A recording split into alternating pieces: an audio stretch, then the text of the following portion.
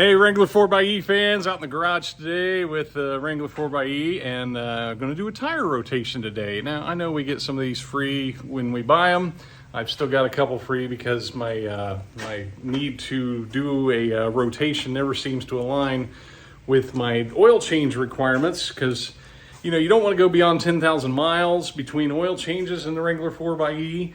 And or you want to look at the clock on the dash and see when you need to do that oil change by looking at the clock. Depending on how many electric miles you get, you might get to 10,000 miles before you get to the oil clock being low. So just know that. If you don't know that about the Wrangler 4xe, you can go 10,000 miles, but don't go beyond 10,000 miles. So look at the clock.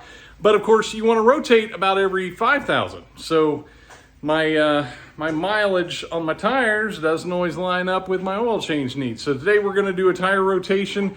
We're going to do a 5 tire. So that takes the spare, puts it on the right rear. Take the right rear, put it on the right front.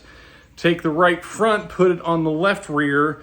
Put the left rear on the left front. Take the left front, put it back on the spare.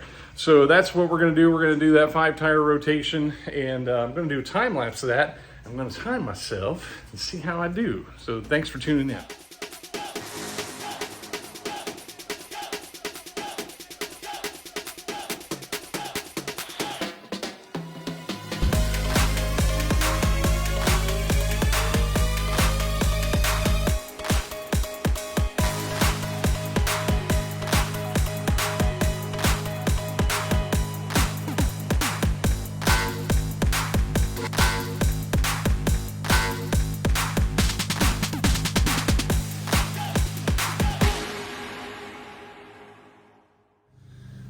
So there it is, complete in 36 minutes and 8 seconds. Well, I guess we'll call it 36:10, so I just stopped it.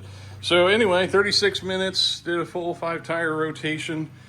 If that's not something you're terribly comfortable with doing, I don't know, maybe get some advice from somebody and see if it's something you can do. I mean, I am not a wrench turner by any stretch of the imagination.